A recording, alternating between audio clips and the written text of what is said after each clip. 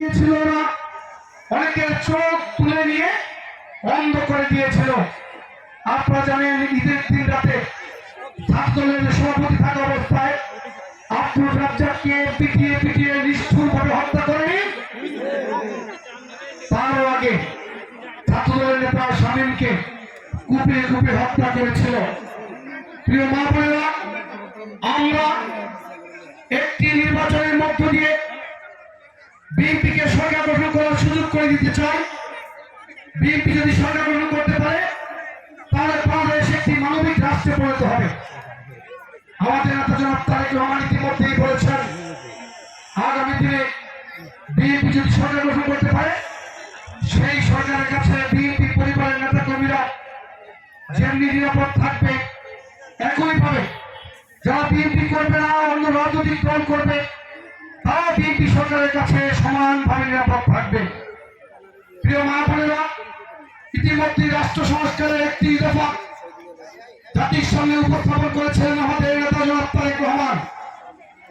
এই একটি দফা হচ্ছে বাংলাদেশের প্রতিটি শ্রেণী পেশা মানুষের অধিকারকে তাদের ঘরে পৌঁছে দেওয়ার জন্য পরিকল্পনা। অর্থাৎ একজন শিশু কিংবা বৃদ্ধ, একজন কিংবা শিক্ষক, রোগী কিংবা ডাক্তার, কারখানার শ্রমিক কিংবা কারখানার মালিক কিংবা আইনজীবী,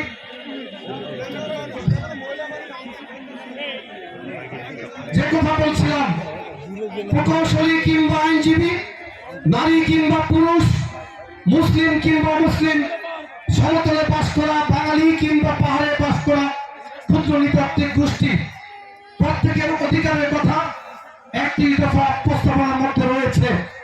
বাংলাদেশের একজন কৃষক কি অধিকার পাবেন সেই কথা বলা হয়েছে।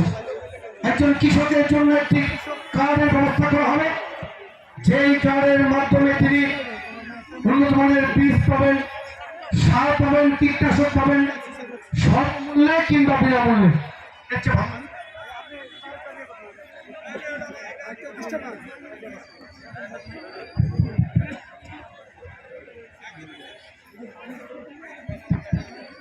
যে কথা বলছিলাম শোনা যায়, পিছন থেকে কথা শোনা যায়, পিছন থেকে যায় না, যায় না, ওই যে পিছন থেকে কথা শোনা যায় না, না করতেছে তো, না করতেছে তো, মাইকে কি চলে না? ও সম্ভবত গ্রাম দেওয়া, কিন্তু পিছন থেকে শোনা যায় না, ঠিক না? এখন বসো তাই ঝাঁপিয়ে তো না করতেছেন। একদম গিয়া মেসেজটা নিয়ে আসে। আচ্ছা, এখানে দাঁড়িয়ে কথা বলছি। যে কথা বলছিলাম, বাংলাদেশের একজন কৃষক যাতে করে উন্নত মানের বীজ পেতে পারে, সার পেতে পারে, কীটনাশক পেতে পারে স্বল্প মূল্যে কিংবা বিনামূল্যে, তার জন্য প্রত্যেক কৃষককে একটি কৃষি কার্ড দেওয়া হবে। এই কৃষি কার্ডের মাধ্যমে তিনি তার উৎপাদিত পণ্যের ন্যায্য মূল্য পাবেন। কোন কৃষক যদি ধান উৎপাদন করে এই ধানের দাম যদি বাজারে কমে যায় তাহলে তিনি সরকারি ক্রয় কেন্দ্রগুলোর মাধ্যমে সেগুলো বিক্রয় করতে পারবেন ন্যায্য মূল্যে। সরকার প্রয়োজনে ভর্তুকি দিয়ে সেই ধান কম মূল্যে আবার বাজারে বিক্রয় করবে। আমাদের দেশের প্রতিটি নাগরিকের জন্য একটি করে স্বাস্থ্য কার্ড দেওয়া হবে, যে কার্ডটি আপনি সরকারি যে কোনো হাসপাতালে দেখিয়ে কমপক্ষে জাতীয় মানের স্বাস্থ্য সেবা পাবেন বিনামূল্যে। যেমন আপনার কি রোগ হয়েছে তা নির্ণয় করার জন্য যে ডায়াগনোসিস হয়, পরীক্ষা নিরীক্ষা হয়, এই পরীক্ষা নিরীক্ষা আপনি বিনামূল্যে করতে পারবেন। ডাক্তারের যে প্রেসক্রিপশন, এই বাবদ কোনো টাকা দিতে হবে না, ঔষধপত্রের ক্ষেত্রে কোনো টাকা দিতে হবে না। আর ইতিমধ্যে যে হাসপাতালগুলো রয়েছে এই হাসপাতালগুলোকে আরো আধুনিকায়ন করা হবে, উন্নত মানের যন্ত্রপাতি এবং ডাক্তার নিয়োগ করা হবে, নার্স নিয়োগ করা হবে, প্রয়োজনীয় জনবল নিয়োগ করা হবে। প্রিয় মা বোনেরা, এরকমের অনেক পরিকল্পনার কথা কথা ইতিমধ্যেই জাতির সঙ্গে উপস্থাপন করা হয়েছে। বাংলাদেশের যে সকল আলেম ওলামা রয়েছেন তারা গত 16 বছর অনেক নির্যাতিত হয়েছিলেন।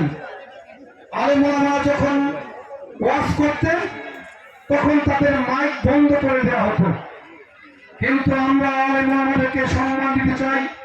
তাদের সচ্ছল জীবনযাপনের জন্য ইতিমধ্যেই বিএনপি পরিকল্পনা করে রেখেছে প্রতি মাসে খতিব ইমাম মুয়াজ্জিন তাদেরকে সরকারি সম্মাননা দেওয়া হবে, সম্মানিত হবে প্রতি মাসে। তাদেরকে প্রশিক্ষণ দেওয়া হবে যাতে তারা উদ্যোক্তা হতে পারেন, ব্যবসা করতে পারেন। একইভাবে প্রতি বছর যে ধর্মীয় উৎসবগুলি হবে এই উৎসবে তাদেরকে প্রণোদনা দেওয়া হবে। এটা শুধু খতিব ইমাম মুয়াজ্জিন তাদের জন্যই এরকমের নয়, বাংলাদেশে বসবাসরত অন্যান্য ধর্মের যারা রয়েছে পুরোহিত